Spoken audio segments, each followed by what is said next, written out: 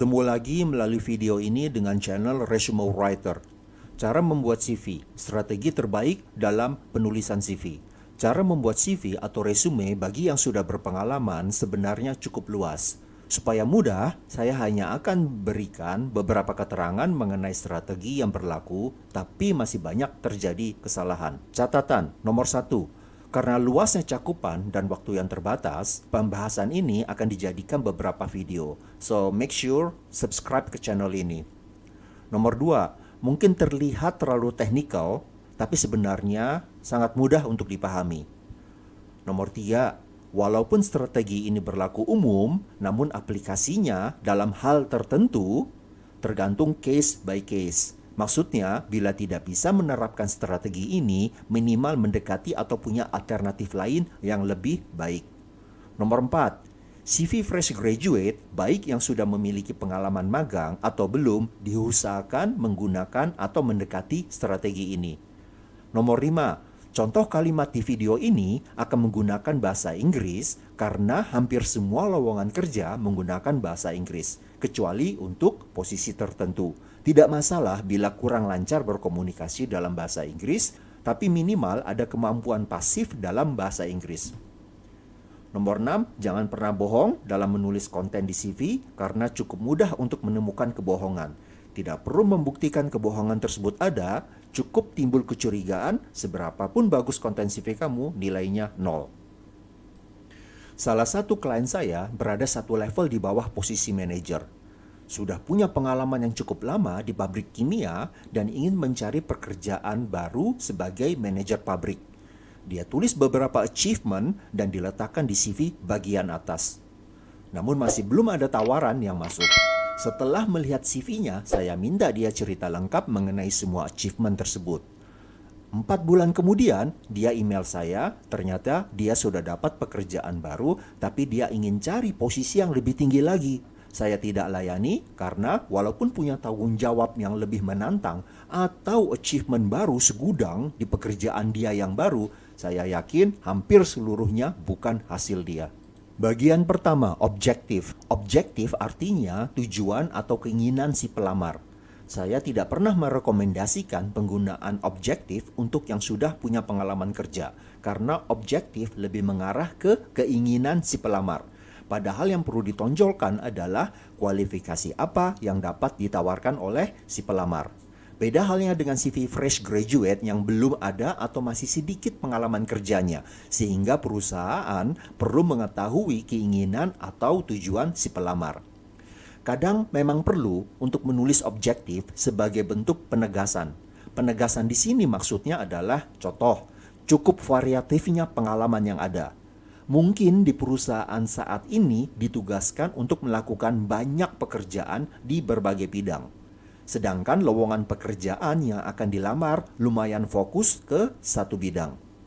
Bila memang perlu untuk menulis objektif sebagai bentuk penegasan, pastikan objektif tersebut unik dan tetap harus mengandung kualifikasi tertentu yang bisa ditawarkan oleh si pelamar. Terasa susah? Mudah sekali. Contohnya, lihat yang ada di monitor. Lowongan yang diincar, marketing spesialis. Yang kamu tawarkan merupakan kata kunci solid teamwork, expectation alignment, dan achievable target adherence. Perhatikan, semua kata kunci yang ada di objektif tersebut merupakan copy-paste dari lowongan yang ada. Mudah bukan? Tapi ingat, jangan asal copy-paste bila tidak ada kemampuan dan bukti yang relevan di konten CV-nya kamu.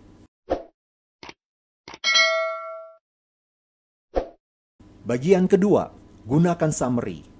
Ini wajib atau harus ada di CV.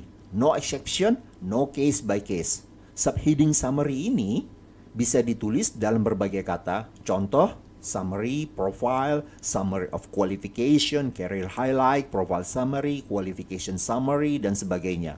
Hindari menggunakan subheading summary dan objektif secara bersamaan. Bila perlu, masukkan objektif sebagai bagian dari summary. Contohnya, lihat yang ada di monitor. Perhatikan, tidak ada standar berapa panjang summary yang layak. Umumnya 5 baris. tapi bisa dijadikan 8 baris dengan dibagi menjadi 2 paragraf atau dalam bentuk bullet point. Pastikan isinya padat dan ringkas. Ada yang bilang semakin panjang summary tersebut, sejauh isinya semuanya penting, maka akan semakin bagus. Bagi saya pribadi, semakin panjang suatu summary, maka semakin terlihat orang tersebut tidak tahu apa yang penting untuk dijual dan tidak tahu cara meringkas. Dan yang pasti, semakin malas orang untuk membacanya. Mari kita lihat contoh berikut yang saya dapat dari internet. CV ini terdiri dari 3 halaman, dan summary mengambil 1/3 dari halaman pertama. Ini masih lumayan ya. Salah satu klien saya, warga negara India juga, dia salah satu direktur utama di hotel bintang 5 multinasional. Jadi, di kota besar, di negara manapun hotel ini bisa dipastikan pasti ada. Pengalaman kerja lebih dari 25 tahun, 20 atau 25 tahun, CV-nya 10 halaman, dan 2 halaman pertama isinya summary. Langsung saya potong menjadi 3 halaman. Oke, kembali ke CV yang ada di video ini. Apakah ada yang salah dengan summary ini? Yang pasti terlalu detail dan banyak menggunakan kata-kata yang tidak perlu sehingga membuat summary terlalu panjang. Saya hanya kasih tahu beberapa saja karena yang ini yang sering terjadi. Summary berisi mengenai skills dan pengalaman kamu. Berarti bukan tempatnya jual nama perusahaan di summary. Seberapapun besar perusahaan tersebut, bukan tempatnya di summary. Lihat bullet ketiga, 4, 5 yang mengandung kesalahan yang sama. Saya ambil contoh kalimat di bullet ketiga. Experience in installation at an administration of mail support dan lain-lain.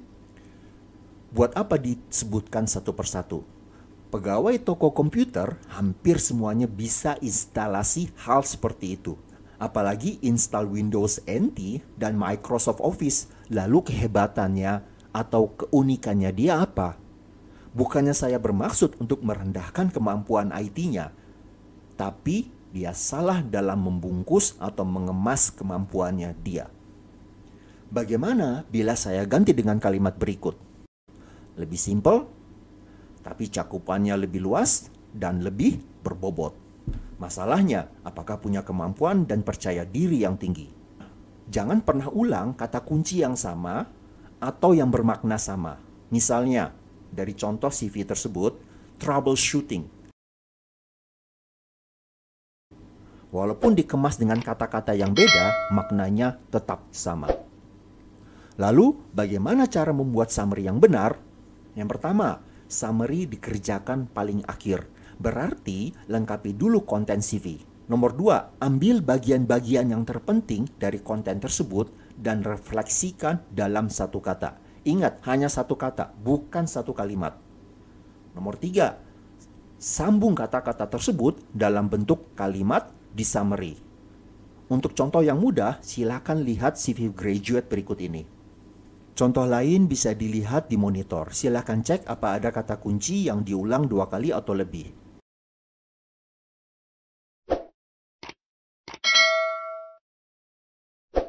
Bagian ketiga, gunakan areas of expertise. Penamaan subheading ini tidak harus areas of expertise, bisa apa saja. Contohnya saya berikan di monitor. Subheading ini hanya cocok untuk level bawah sampai ke level manager. Karena setiap organisasi mempunyai penamaan posisi yang berbeda, yang dimaksud manager di sini adalah satu level di bawah level direktur. Baik itu direktur operasional, direktur keuangan, dan lain-lain. Tidak perlu direktur utama. Bisa memasukkan hard skills dan soft skills yang dimiliki. Contoh hard skills dan contoh soft skills bisa dilihat di monitor. Jangan masukkan soft skills yang tidak unik. Misalnya, able to work long hours atau hard work. Jangan gunakan kata sifat atau adjektif yang bersifat umum. Misalnya, yang kata sifat yang bersifat umum, contohnya accurate. Yang bersifat tidak umum adalah analytical. Jangan gunakan kata sifat yang bersifat umum lalu dirubah menjadi kata benda. Misalnya strong analytical skills, karena tidak boleh menggunakan adjective, maka kata strong dirubah menjadi strength. Sehingga kalimat menjadi strength in analytical skills. Jangan gunakan kata kerja, misalnya possess analytical skills. Jangan mengulang kata kunci, misalnya marketing strategies dan evaluation of marketing efforts. Atau financial analysis dan corporate financial structure. Mari kita lihat CV yang ada di video ini. Formatnya sudah benar dan tidak ada kata kunci yang diulang. Tapi di profile disebutkan LAN 1. Bukankah hal tersebut termasuk bagian IT skills? Sehingga seharusnya di bagian IT skill set dimasukkan juga network skills, LAN, dan WAN. Tidak masalah mengulang kata kunci yang sama bila subheading berbeda, tapi hindari menggunakan kata kunci yang sama dalam satu subheading. Lalu dia tambahkan subheading dengan judul Functional Expertise, yang isinya tidak lain hanya pengulangan responsibilities. Tidak aneh bila CV-nya menjadi 3 lembar. Seharusnya dia gabung subheading IT skill set dan subheading Functional Expertise dalam satu subheading dengan judul Areas of Expertise. Lalu rubah konten yang ada di subheading Functional Expertise mengikuti standar yang sudah dijelaskan sebelumnya. Contoh revisi untuk Project Management bagian pertama. Lebih simple tapi lebih berbobot. Baik, saya rasa cukup dulu sampai di sini. Jangan lupa subscribe, dan karena informasi yang kamu terima akan kamu gunakan terus sampai kamu pensiun atau tidak memerlukan CV lagi. Salah informasi di awal akan menghilangkan kesempatan bagus yang seharusnya bisa kamu dapatkan. Jangan lupa untuk berbagi ilmu dan informasi kepada yang lainnya dengan cara klik tombol share. Rezeki kamu tidak akan hilang dengan klik tombol share, bahkan kamu akan mendapatkan pahala karena telah ikut berbagi ilmu yang bermanfaat. Bila ada pertanyaan, silahkan tulis di komentar. Good luck dan salam.